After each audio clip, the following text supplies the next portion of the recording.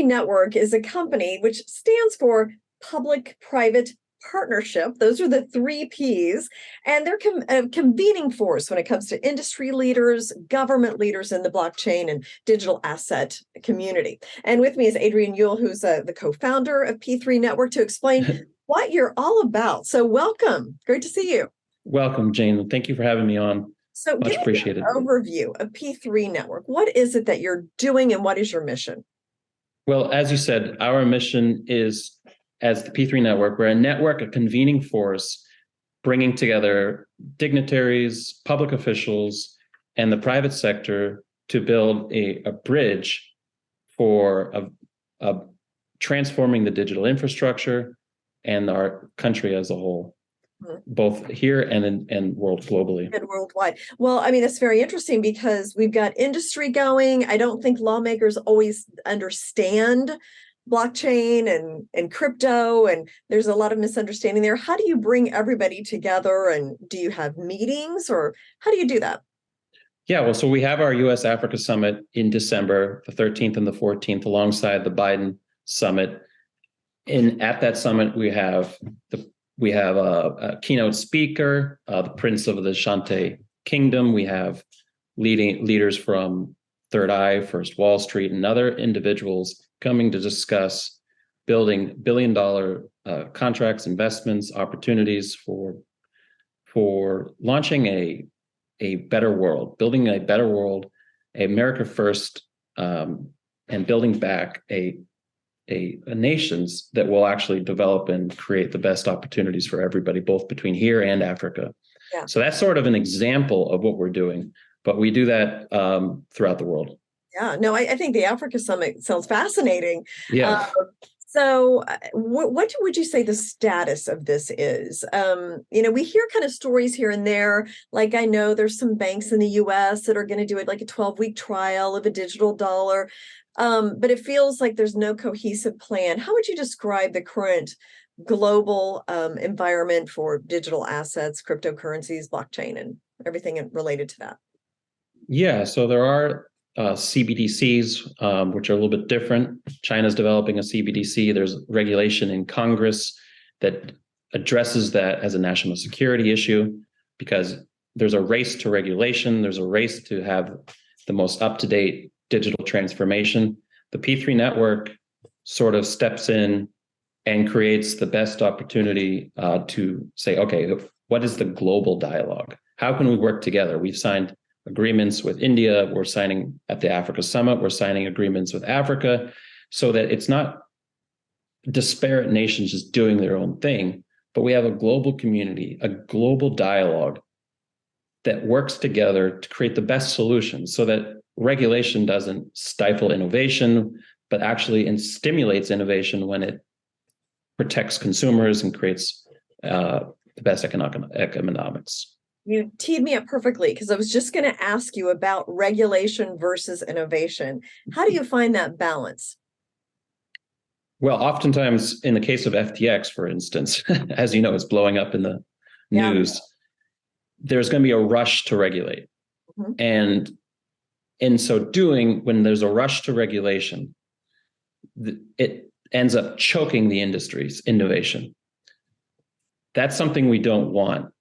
And the P3 Network steps in the middle and says, okay, like, what are other nations doing? Because if we rush to regulate and stifle the innovation, that creates a national security threat. When you don't have the most up-to-date technologies in your financial systems or even your infrastructure systems, water, transport, and otherwise, it creates a competitive disadvantage to other countries. So instead of just rushing to regulation, we need to say, okay, which regulations actually stimulate innovation? For instance, a lot of traditional banks don't have two-factor authentication. Like, for instance, if you have any bank accounts, you don't have to use an authentication code. You don't have to use a cell phone to get a code before you log into your account. That should be regulated as a necessity. It should be said, okay, traditional banks have to use this technology. So regulation should actually force innovation and upgrades in technology. So they're inextricably linked, regulation and innovation.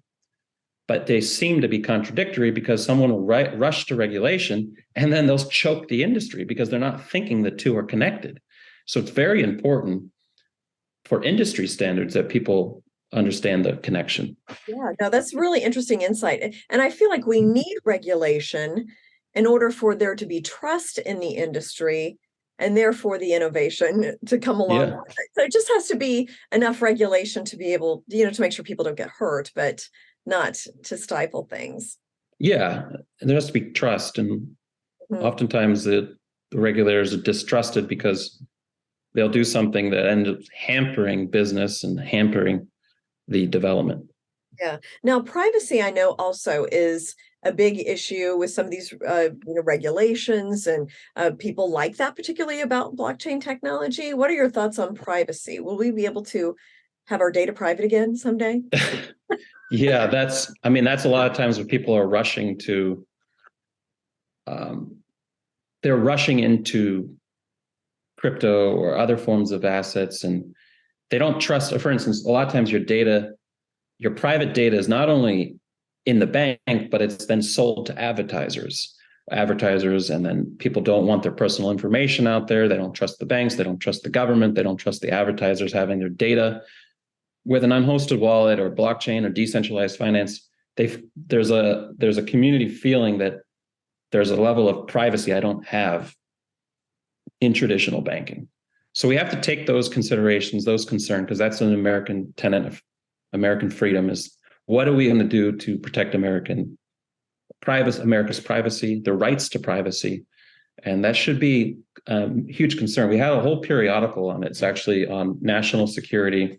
What are the implications if the country does not lead in digital asset regulation? And we had people from the Consumer Financial Protection Bureau, former head of it, Kathy Kraninger, Jeremy Sheridan, former assistant director of the Secret Service. And that was one of the things, is what are the national security implications if we don't lead in digital asset regulation? And these people they're pro crypto or pro blockchain, and they take it from a perspective, well, how do we use the technology to best stimulate innovation? How do we use it to create the best consumer protections, et cetera? And that's how we should think about it. Mm-hmm. Now, since you deal globally, are there any countries that are doing things right, would you say? I would say there are countries like Dubai, for instance, is creating a lot of regulatory structures so that people can operate freely, but also to protect the consumers. There isn't really there's some countries just outright bans, which is not good. In some countries, they have just open market where you can do whatever you want to do. And there's no regulatory structures in place, and there's money laundering and other activities. I would say we're still not fully where we need to be globally. And it's just most countries aren't there yet.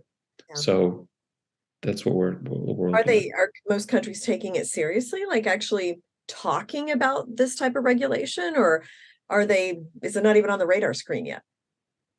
Yeah. So for instance, there are signs that England or United Kingdom is moving in a direction of stiff regulations, but at the same time protecting the industry as a whole.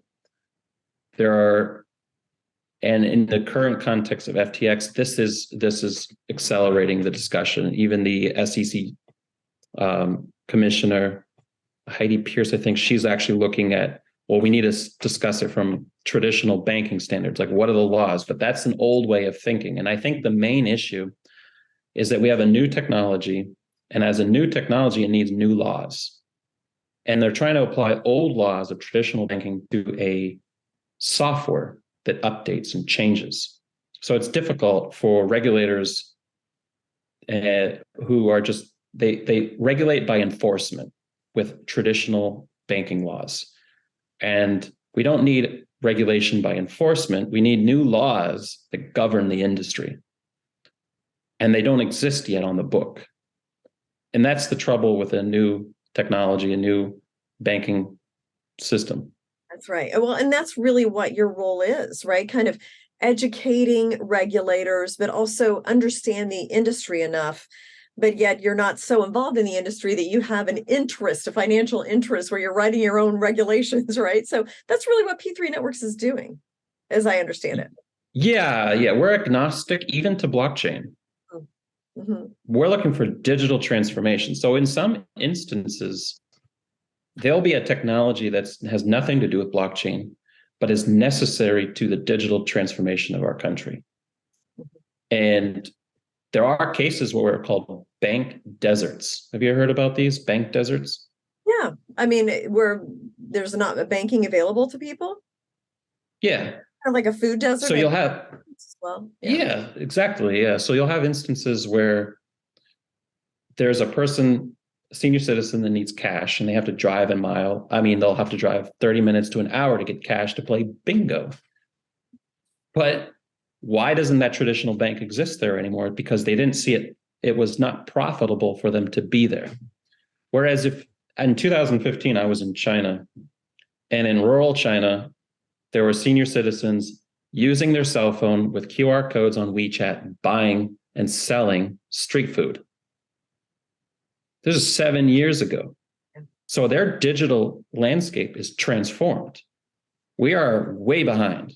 And the inability for people to utilize different technologies. And that might be what Twitter is up to. They might be looking for a Western solution for payment systems that don't rely on cash, and so that the senior citizen can pay and also sell goods in rural America. Well, and I have heard Elon Musk say that he'd like to create the WeChat system here in the US, so which would involve payments and social and e-commerce and all kinds of things. So finally, Adrian, just tell me, like, what are your goals? Like, what would you like to accomplish in the next few years in this industry?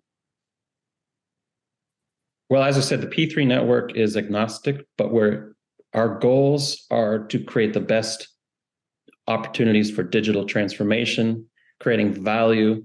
So at the US Africa Summit that we're having, the goal there is that the payment systems and other things in Africa have oftentimes been used for exploitation. Whereas we can actually utilize modern digital systems to bring value to their minerals, their resources, so that they get more value out of their land, they get more value out of their systems, and that the imports and export systems are for the greater benefit of everybody. And it comes from a business mindset. So when we do business between Americans, there's a business contract that has an equal opportunity for both parties. If we approach Africa from the standpoint of we're working together, like two Americans working together to do business, then we're creating equal opportunity between nations, between Colombia, between China, wherever we're working. It comes from the standpoint of not exploiting or doing something that brings harm, but actually brings greatest opportunities for both countries. So I see the large deals and opportunities that we're going to be signing between the public and private sector, between both countries, creating huge innovation hubs in United States and other countries around the world as a new kind of way of looking at finance. Because today in Web3 and the development of and a sort of a disintegration of more of a peacetime world, the way finance is run is transforming in the internet age. Well, Adrian, thank you so much for coming and explaining P3 Network, and you're playing an important role as the world transitions to this digital economy. So you're kind of a liaison between a lot of different entities. So thank you so much for joining us. Yep. Thank you, Jane.